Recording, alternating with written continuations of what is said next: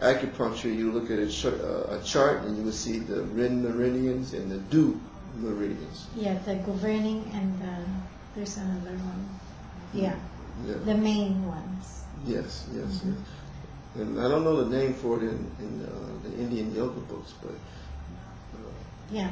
So then, let me ask you. So does desire and thinking, and which are functions of the mind, today stop you from doing qigong properly? Because I know of some, let's say for example, Bruce Lee is always saying, "Be empty, be empty," and you normally hear that from masters. And I thought what they meant was just be aware of your breath without any thoughts. Is that true with regards to qigong? it's a good question. I tell you, your mind is the key.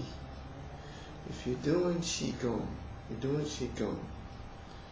you want to try and, the word you use, empty. You want to try and empty your mind. If you can empty your mind With thoughts. without thoughts, no thoughts. What I mean is empty your mind with thoughts. If it is full of thoughts, remove those thoughts. Yes. Uh-huh. Yes. But to do this is very, very difficult. Very, very difficult. I tell you, when I first started practicing qigong, I could not do this because my mind was always thinking this, thinking that, thinking that. It's really, really difficult.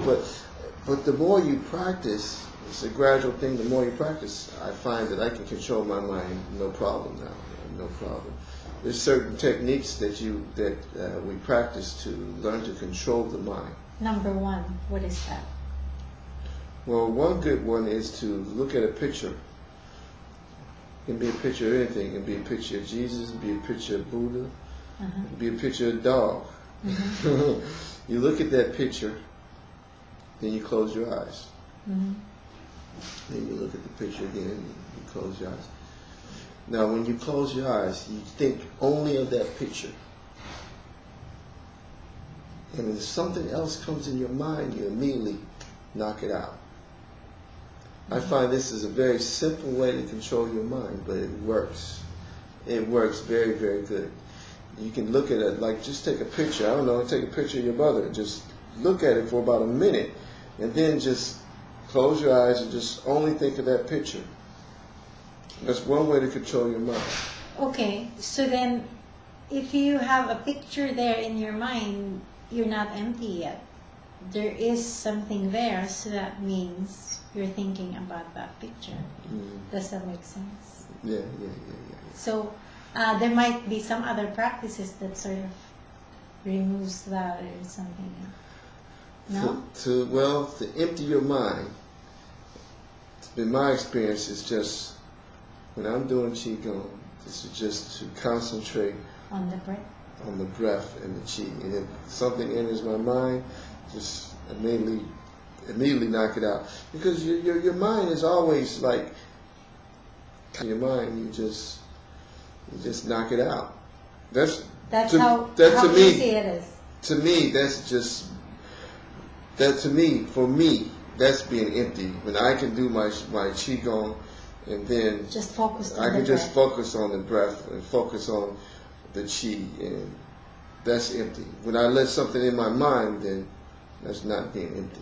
Okay, so let me ask you one thing.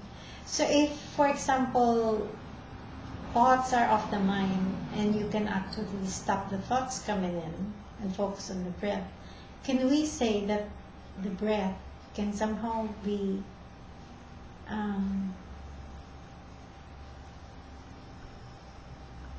a manifested life essence in a way?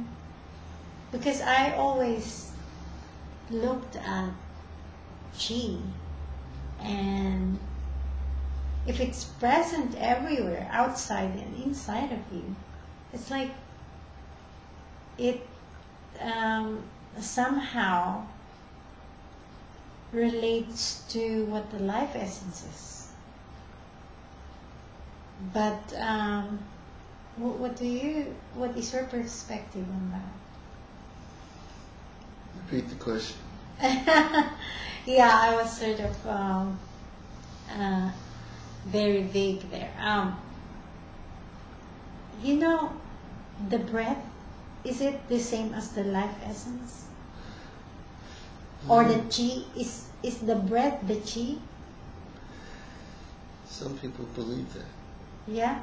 There's some who practice Qigong who believe that that breath Is it is your the life essence? The life essence. Because it's within and without of you.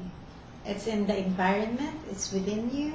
The plants get chi, the animals has got it, right? That's true. What about non-living things? Do they have chi? In your experience or your research in Qigong, what do they say about that?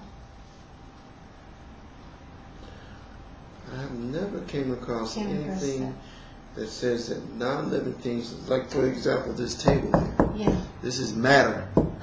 This It matter is. is dead. You know, or if I take a car, you know, the car is made of rubber, made of glass, it's made of aluminum.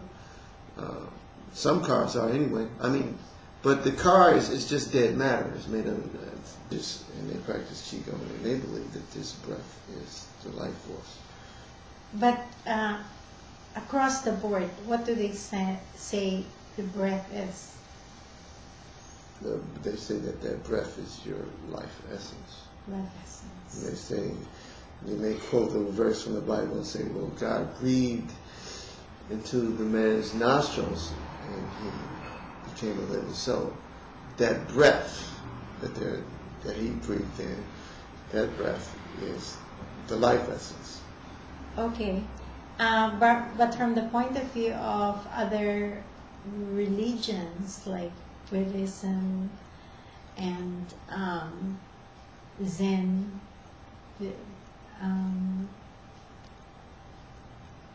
Taoism, you are not a Taoist or a Zen master of any sort, but you're practicing Qigong. So that's what you heard, that breath is actually the life essence. Yeah, then. And the chi is the life essence as the breath. Yes. Okay. Very interesting. Yeah, it's interesting. I don't know. I mean, this one master, you know, he takes like a candle, and he just with his breath.